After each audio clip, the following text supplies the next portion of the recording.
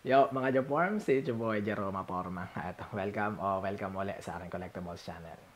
Yon, sa figure natin ngayon for this unboxing and review video, nakakuha ako pala nito ng pre-order. No? So, bale, sa Japan pa rin, online. So, express review tayo kahit papano ngayon. Medyo late ko na rin talaga nagawa ng video and unboxing. But, ayan, none other than under SH Figure Arts na Berserk series si Shirky. Masanay ako ng Shiroka eh. Kasi pag sa Japanese pronunciation, Shiroka yan alam ko. Though, for info, alam ko kasi 'di ba parang yung Netflix adaptation na 2016, 15 something gano'n basta yung Netflix na cover na doon at least ito si Shiroka. Pero kasi hindi ko pa napapanood ngayon sa mga di pa nakakaalam na banggit ko ata sa yung Guts review. Pero yung 1997 ang alam ko. Kaya fan pa rin ako ng Berserk at least doon. Hindi pa rin ako nakakabasa ng manga. So, hindi ko alam yung intro, bio, and overall power ni ni Shiroka sa karakter na to. But alam ko nga witch siya. Tapos, somehow, syempre, wala pa nga to sa, tapos ko naman yung 1997. So, yung arc na Golden Age or parang yung Band of the Hawk arc wala pa doon. So, andun na siya sa part ng mga magical na, no?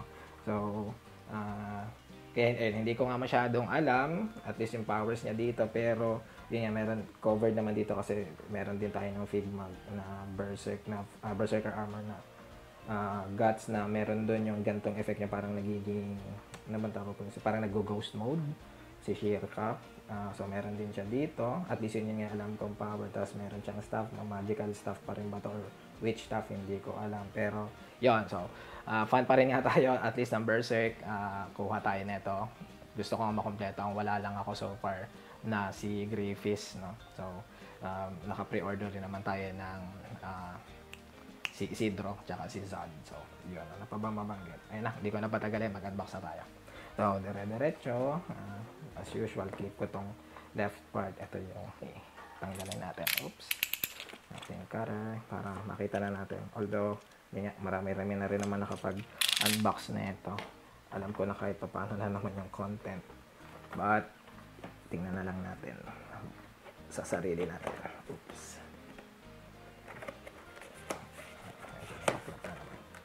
Okay, meron siya ng usual pag sa tapos may unahin ko na siguro yung mga may pinaka-plastic ay yung may cover. Tapos meron na siya. Ganda mga chapar. Try ko na lang i-zoom pero ayan, titigan niya ng mabilisan.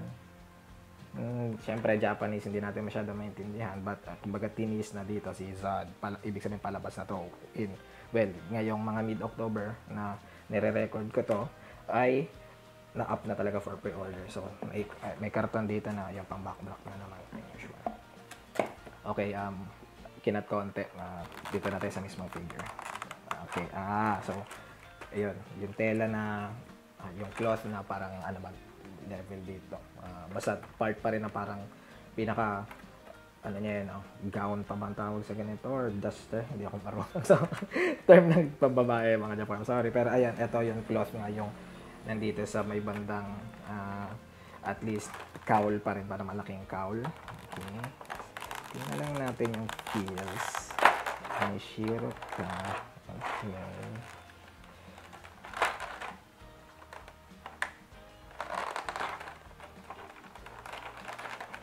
Isang lock. Okay. Walang masyadong tumalsik. Baliktad na talaga yung kamay. Nakahanap. Alam ko, di ba parang ipipinto. Aralin ko na lang mamaya. Pag lalaroin na natin figure. Okay, may pinaka-plastic dito sa ulo. Tanggalin na natin. Okay. May copyright doon. Sige. Pero, okay. Hindi nga lang kahawig na talaga pag sa manga art, which okay lang naman kay SH Figure Arts basta magawa nila ng action figure. Tingnan natin kung paano tumaya si Shiroka the Witch. Hindi pa tayo. Okay, wala naman. Okay lang siya. I think itutok na lang natin agad sa mismong nakatutok. Okay, sa harap ng box, ganyan mga Japorm. So, medyo ilapit lang natin yung art ng ano. Yan, cute niya siya dyan. Ito talaga kuha kapag sa manga art. Taas, ganito, may figure art dyan. Naka-horizontal, baba lang naman. Ito, medyo i-flex natin to ng bahagya. Oops, sorry sa background noise. At least, ganyan. Tapos, ito, hindi ko rin kilala eh. Ano ba to? Parang ano rin, ano ba to, sinasamon niya kaya na monster? Hindi ko pa alam mga Japarms. Kaya sa mga nakakaalam na solid fans lalo or nakabasa ng manga and tapos ayan sa kaliwa tinira natin, tapos siguro yung mismong likod na lang mas displayhan ko ng onting tagal. Okay, ganda naman sa shell. So at least ganyan muna ng buo, tingnan nyo onti. Okay, tapos sa ating pinaka-figure, meron siya dito ng hat niya. Okay, tapos yung staff, hindi ko nga ito alam. Ito para pag naka-ghost mo siya, tatlong extra face plates, tatlong pares ng extra na kamay. May pinaka-pouch siya dito. Itong, hindi ko alam kung para saan pa itong ano. I-check ko na lang mamaya. Pero at least nandito pa rin yung brand. Na medyo ilaman pala natin. Basta may brand siya, tapos under siya ng mayroong pinaka-bilog. Fake plastic pa dyan. Tapos ayan, naka-tape lang dito sa may banda likod yung yung kauli nga na pero tela siya. Mas kumbaga i-review natin ito kung anong quality.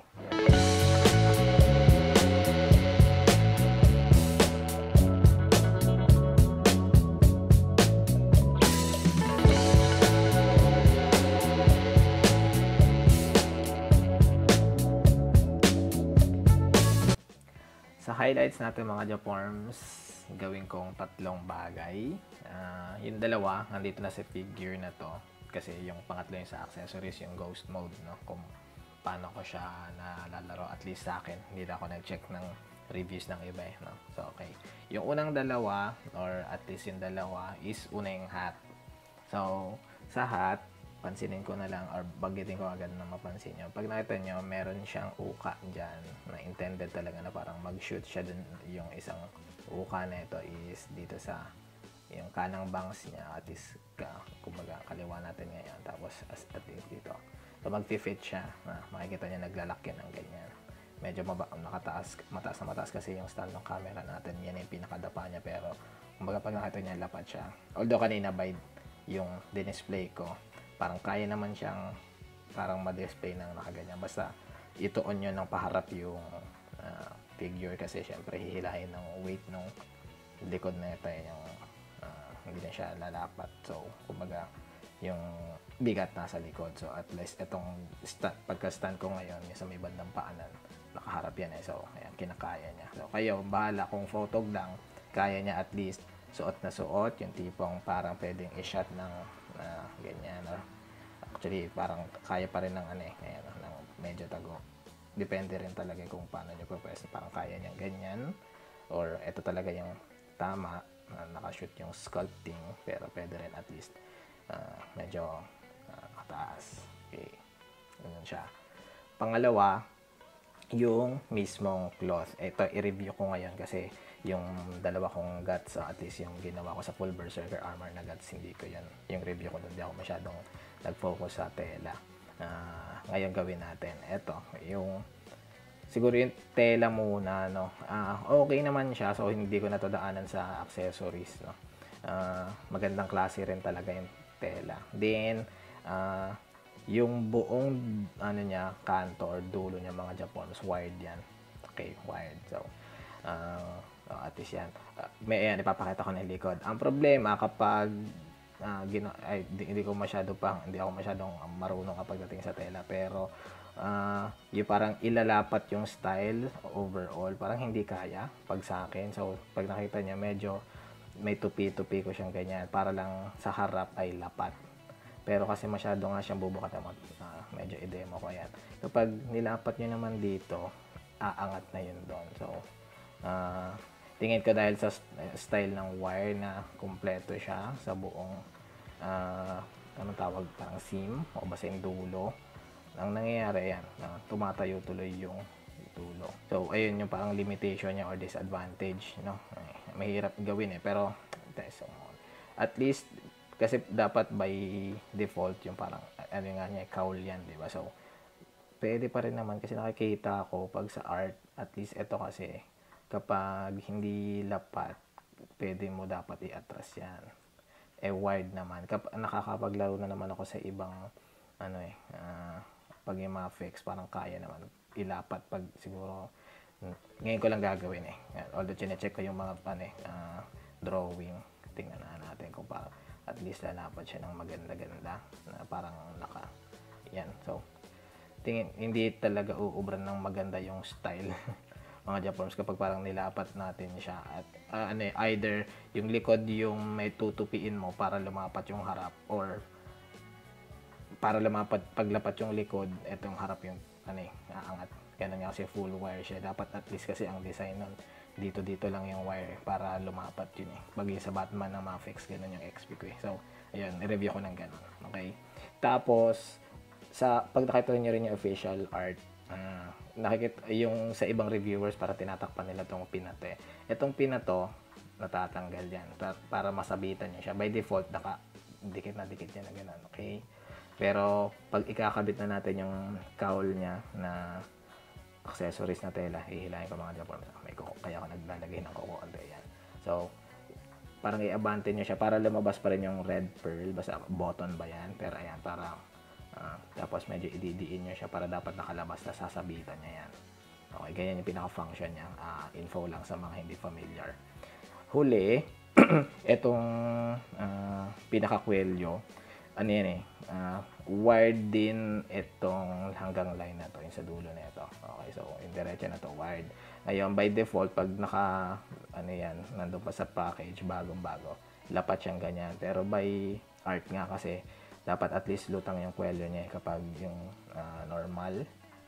So, ang ginagawa ko, medyo, nakita nyo kanina, parang tinataas ko din. Kaso, yun nga, dahil wired to, by default, medyo taas na taas yan. Ngayon, medyo tinupi ko na to the point na yan. By normal art kasi dapat, at least, parang lutang siyang ganyan yung kwelyo niya. Okay, so, medyo lalaroin nyo siya, pero sa akin, hindi, ginawa ko na parang taas naman yung likod. Kasi kapag binali mo na nga siya ng babang-baba, yun mapupunta na siya sa yung niya, pag bagong-bago, hindi na nga maangat yung So, yun yung hassle dito sa cloth. Kaya hindi totally perfect, but okay pa rin naman. Kaya ina-highlight ko sa inyo kung paano yung tricks na ginagawa ko pag sa akin. At least yung ngayon, hindi ko masyadong pang yung wires inaral. At least ito yung kinaya ng knowledge ko ngayon. Pero ayan, at least ganyan siya. Okay, so yun yung hat, yun yung unang highlight, yung hat. Ayan, medyo siya, natatakpan niya yung pin. So, ewan ko, taga lang. Hindi naman. Ayan, talagang mas maganda, picture perfect, labas yung button. Okay, so ganun yung sa hat. Ito yung hat. Ilubog, ilapat natin. Tapos, yung cowl or ano pa rin talaga to. Inaral ko hindi cloak hindi cape, pwedeng cape. So, baka cape ni Shiroka, which is a cloth na piece. Okay, ganyan siya. Dire-diretsoin ko na. Yung pangatlo, tayo ko na dito si Shiroka. Okay, yung pangatlo is yung ghost mode niya, kung paano siya sumasabit kay Guts. Okay, tingnan nyo ito mga, siguro, i-tricks ko nga. Okay, ayan, hawak-hawak ko lang siya. Si Guts yung hawak ko. Tapos,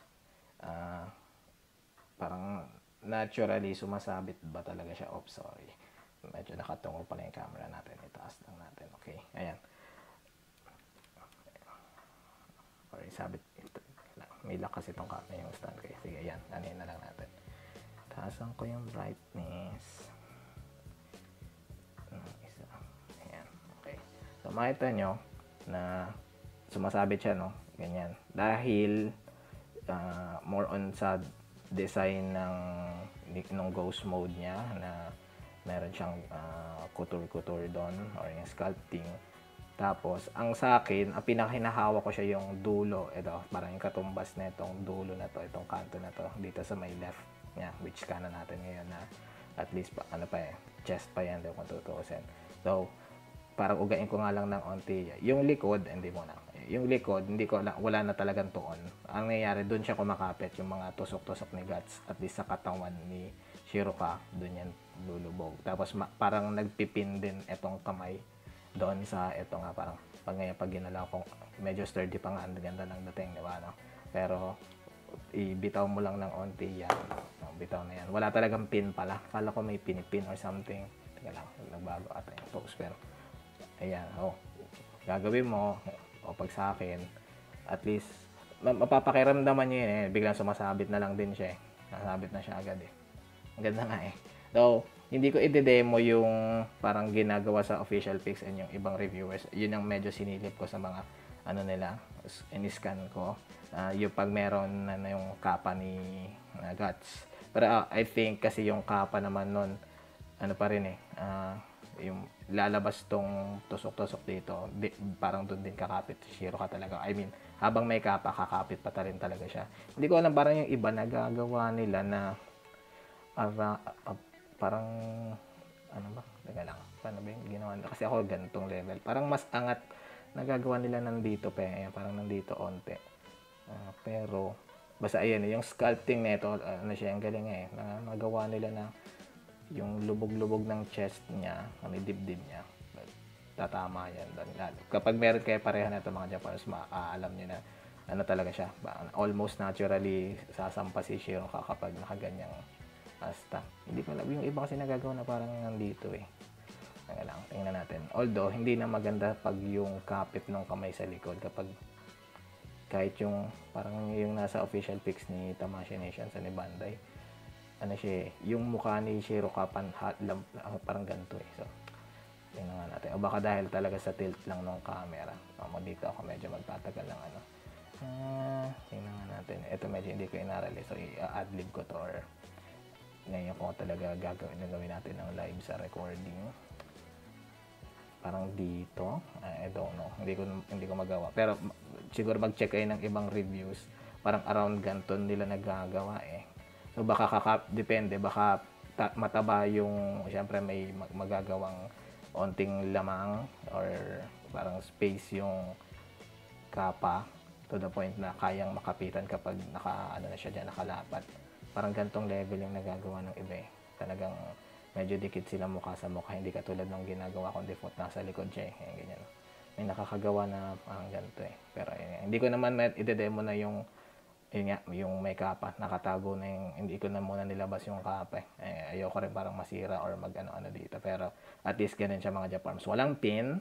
Tapos ano lang, naturally or ano lang, kusa talagang kumakabit si Shiroka dahil sa mga tusok-tusok ng Guts. Ang galing ng pagkagawa yan. So, amazing pagdating dito sa gantong style ng combo nila. So, ayun yung may highlights ko. Okay, sa sculpt and paint, so ayan, bali sa buhok, ganyan yung kulay. Okay naman with ganyang sculpt. Then, yun, bali, ano talaga siya, natatanggal siya dahil napapalitan yung faceplate. So, walang extra head. So, kaya, may, kita natin yung hindi siya seamless. Okay. Sa mukha, okay naman. So, mamaya na lang yung mga faceplates din. Okay, so, may scalp ng lukot pagdating sa sleeve. Then, sorry, ito yung magandang focus na yan. So, yun nga yung, button ngayon. May siliin ko. Then, ano ba? So, at least ganyan yung likod. So, lukot-lukot style din. Actually, ano ba? Dapat pala, mali pa ngayon. Ano ayan. Yung pinaka-skirt or yung mahaba niyang skirt na palda, ano siya mga Japons eh. Hindi ko masyado ding aral to, pero pag nakita niya, naghihiwalay, no? Tapos, feeling ko nakadikit talaga siya dito. So, 2 pieces siya. Yung malaki. Tapos, under yung likod na so yakapin niyang ganyan, tapos mukhang nakadikit talaga, makikita niyo na may pinaka rectangular part yan doon, ayan doon siya nakadikit na, so glued ata doon. So hindi ko na pinipilit tanggalin kung ibig sabihin ba natatanggal ba to sa hindi, medyo kabado ako, so hindi ko na muna ginalaw, pero mukhang glued talaga, hindi siya intended na tanggalin natin. Okay, so ganyan yung scalp niya dyan, kamay. Tapos, ayan, bale, ano ba tawag pag ganitong, yung basta yung shorts nila ng mga medieval, ano ba, parang corset pa rin babasa yung high socks, yun yan, style, pero at least, yun yung ganyan yung ilalim niya. Okay, yun nga lang, ayun na, parang limited na siya sa articulation sa paa dahil mabablock nga nung solid plastic na skirt, no, palda. Okay, so, at least ganyan pag sa skull, tapos, okay naman yung maganda-ganda rin talaga yung style ng boots. Okay, meron bang pang copyrighted? Wala. So, yeah. Ito yung makover natin pagdating sa skull. Okay, articulation sa ulo, medyo anayin natin to mga Japorms, i-detalye natin yung pakita na lang ng ano. Medyo kakaiba siya. Ewan ko pa, nakakita na ako sa iba, pero ayan o, baka siyang Nendoroid na. So, masyadong maliwanag, no? Mamaan ko pa nga mga Japorms yung so hindi na tayo mag-cut dito. Wait. Oops, mababa natin. Ayan, parang nakikita niya maigi. So, flesh joint siya ng liig, tapos ball joint yung pinaka lagay niya dito. So, bilog, no? So, pag at least ganitong level hindi kita pero medyo hindi maganda tingnan kapag nakatingala. Although, so ganyan siya. Ganyan kayang matilt. Tilt pa rin. Siyempre, kaya 360 yan. Hindi ko nang gawin para hindi masyadong kakatakot ng tingnan. Pero ayan, yung tungo niya, medyo malutong-lutong. So baka kabado kayo, kaya nang gawin niya talaga. So tilted. Ano lang talaga, medyo hindi aesthetic tingnan kapag labas yung bilog. Okay, bago yung pinaka-ball joint na nagalak sa ulo. Okay. Sa balikat naman, ang style din naman niya, may single jointed na yung pinakabalikat niya, tapos meron lang talaga, hindi siya butterfly joint, alam ko yung tawag sa ganito basta may pinaka yung butterfly na balikat or ano ba, basta yung ginagawang style ng balikat, another piece lang, pero pag nakita niyan mga Japorms, ano lang yan, bali doon na siya ball jointed, kumbaga dito single joint, tapos nakalak ng ball doon. So, to the point na ganyan yung articulation niya. Tapos ayan, medyo talagang labas-pasok, parang dangling yung style ng balikat. So, kung pag aesthetics lang, kung ayaw niyo naman parang may mga siwang-siwang, lalo na pag photo, dapat isisingit niya siya. Or to the point talaga na hindi maganda naman. Sorry, hindi magandang baling-bali yung dating niya. Pero ayan, syempre nasi-swivel yan dito. Hindi ko na rin muna tinanggal. Hindi ako nag-check ng masyadong malala para tanggal-tanggalin, disassemble. So same sa kaliwa. Ang maganda, double jointed siya sa elbow. So kayang unang baliin ng sagad na ganito, to the point pag sagad na sagad siya, kaya niyang parang nakaganyan. Ang ganda nga So ganun sa kaliwa, ganun rin sa kanan. Malay sagad yun dito. Sagad naman doon sa kaliwa. Yung joint naman pag dito na sa may bandang kamay or pa forearms, wrist. Okay. Yung crunch, hindi talaga siya pag hindi naman natin ina-expect na masyadong mabali siya. So sagad na yan. Paharap, pagpatalikod, ganyan. So okay din naman. At least, pa rin naman. Ibig sabihin, single jointed yan dito. Pag yan at least sa paa naman, double knee pa rin, pero yun nga, for what, hindi talaga masyado din magagawa. Ang mo talaga kasi kay Shiro ka na lang is sa kamay siguro magandang magawa, tsaka yung malaro mo yung mukha niya at least. So ganun. Sa paa, ano man tama pag sa ganito, medyo kakaiba, pero kumbaga labas naman dito yung pin niya para magalaw mo siya, pero ibig sabihin hindi na yan ba siya masyadong matilt ng parang gano'n ka ng kaliwa, so taas baba lang. Then toe joint na lang naka-hinge na sagad na ba ito, hindi ko ito masyadong tinaas kanina, ganyan. Yan nga, hindi naman talaga din masyadong kailangan na maggalaw yung paa dito.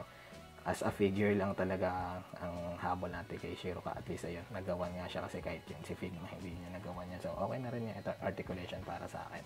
So ayan yung i-cover natin. Sorry, habol pala siguro sa kamay na lang din. Baka yung iba gusto malaman din. Pero ayan, kumbaga, single jointed din. Ayan, nagagalaw pa rin naman yan. Yung try na lang natin magtanggal. Ayan, ano pa rin naman, ball. So, madali na mag-lock yan. Narinig pag naglalak sa inyo. Okay, dito ko na talaga tapusin. Okay, pag sa accessories yan, hindi ko nadaanan yung hat mga Japorms at saka yung yung tela na cowl kasi yan titigan niyo na lang maigi o balikan niyo pag kanina dun sa highlights review. Pero eto daanan ko ngayon yung ghost form. So solid yan mga Japorms, talagang solid plastic piece na isa. Syempre ito magagalaw mo onte, yun na lang. Pero medyo matigas pa rin talaga siya. So pakitaan ko kahit paano yung may sculpting siya ng ganyan-ganyan. May kakaibang pagkaputi-puti dito pa sa, ibig sabihin, dinisenyo talaga ni Tamashinations na ganyan. Tapos, kita nyo ba talaga na, meron pa siyang, ayan, nakikita nyo kahit paano dito na, meron siyang sculpting ng mukha. So, mas maganda yan kapag, try ko nga ulit, diliman. May UP. Babaan ko pa isang ISO para ayan, at least mas nakikita niya ata na dito ngayon. Maliit kasi yung screen ko baka mas ma-appreciate. Kitang-kita na kapag malaki yung screen. Pero ayan, sculpted pa rin ang kit. Effort naman si dito Tamashination sa pag-sculpt. Pero ayan, at least pakita natin ng mas detalyado itong accessories na ghost mode pang complement kay Guts. Ay, medyo lang. Okay, sunod rin natin yung mga faceplates, 3 extra. Kung maalala nyo dun sa natin. Ito medyo parang mas game face, mas galit. May yung kopya ko ay nakikita nyo ba doon mga Japanese na parang may chip ng pink. Ewan ko na kulay, medyo green pag sa akin. So, ewan ko na, QC ko to, pero at cute naman, okay lang sa akin. So, green mata, ganyan. Tingnan, sample na lang yung likod. So, yes, panlock. At least, ganito yung isa. Pangalawa, nakanganga rin naman. Tapos medyo dila, pero may blushing effect siya. Nakikita nyo rin naman na yan. Yung sa ilalim ng mata or sa mga pisngi talaga yan. So, ito naman yung dating ng isa. Okay, last na faceplate. Additional ay nakapikit. So, for the drama na parang feels. Pag magbabuff siya or magkakast ng magic, something. Kasi ganyan. Okay. Okay, balik tayo sa kamay. Kung maalala nyo kanina sa shell, 3 extra. No? So, yung default kay Shiroka, iba rin yung most relaxed. So, ang nahihirapan ako sa zoom sobrang liit kasi, pero kumbaga, anahin ko na lang, iso-zoom out ko. Unahin natin yung pinaka-open na kamay. Zoom out ko. Mas okay yung perception ng maliliit na objects pero at least ganyan siya. Alam ko naman malaki na to sa screen so flesh colored ito mali na kata pag ganito ko at least ganyan pa rin nahihirapan talaga sa focus yung ko hindi ko alam pa yung settings pero pag sobrang maliit ganyan. Yung isang kamay ito yung nakasara para lusutan dun sa may staff. Okay, so kanan kaliwa, kumbaga identical sila mga Japan. So ganyan na rin yung kaliwa. Sorry talaga yan. Ito kanan. So ikanan din natin yung isa.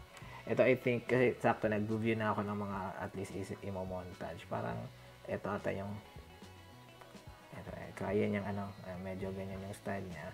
Parang nandito pa naman yung hat. Parang pag picture na kayang ilusot sa hat yung kamay na to. Parang pwede mo siyang i-photo talaga na. Ewan ko baka dito pa. Oops, wait lang.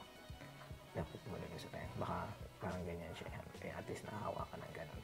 Hindi ko lang na-check na maigi sa official pics pero ayan. Siguro dito intended niya. At least basta ganyan yung style ng kamay niya. Kanan kaliwa na yan. Okay. Medyo i-focus ko na lang dito. So may ganyan yung sculpt yung staff. Okay. Tapos at least dito malulusot. Mga hanggang dito yung tinesting ko na yung kamay. Binalik ko na pero at least malusot yung staff niya. So ganyan na siya. Brown. Okay, mga pandulo na to. Una, ito na yung may siya, circular na plastic, itim. Tapos, tingnan natin. Zoom pa, ayan, kaya pa pala na ito. Ito. Ayan. May brand na, ayan, ganyan naman yung brand lagi, pula. Tapos, sa likod, wala na, plain na. Hindi ko pa rin to sure kung para saan. Baka, pandagdag lang talaga, at least meron tayong, official item na may brand. Okay, second to the last, yung pouch niya. So, isang solid pistol do. Yung pinaka-strap. Malambot pa naman. So, ganyan siya sculpted brown. Hindi ko nagpato na montage or na flex kanina nasuot. So, sa picture na lang, sa montage na lang. So, yeah. Okay, last yung ano ba to? Talagang summon being niya. Something monster. Pero, ayan, at least ganyan yung sculpting. Okay, tanong, nagagalaw ba siya? Yung paa, hindi, mga Japanese. Pero yung kamay, ay pinned siya. So, kayang iikot. So, tanggalin natin. May kulay purple nga siya. So, no? Ganyan din naman sa kanan niya. Kaliwa natin. So, kaya niyang mapihit ng taas baba kahit pa paano. Whoop, whoop, whoop, 360. Paharap naman. Whoop, whoop, whoop, 360. So, yeah. Okay, yun na yung i-cover natin sa accessories. Sa height mga Japanese, medyo manualin ko yung paghawak ng camera. Masyadong mababa si Shiro kaya, pero ayan, kita niyo naman na wala pa siyang 5" pero lampas pa rin naman ng 4.5. So at least ganyan siya mag-scale. Sa pagkumparahan mga Japorms, medyo pinagandaan ko to. Ginusto ko puro shonen yung pagkumparahan since marami-rami na tayong na-collect na shonen figures. Then almost figure arts lahat, pero yung susunod dito medyo mag-flex lang tayo kasi matagal-tagal ko rin dinalabas yung mga yan. Hindi na muna natin sama si Ichiko, baka naumay na kayo. So ayan.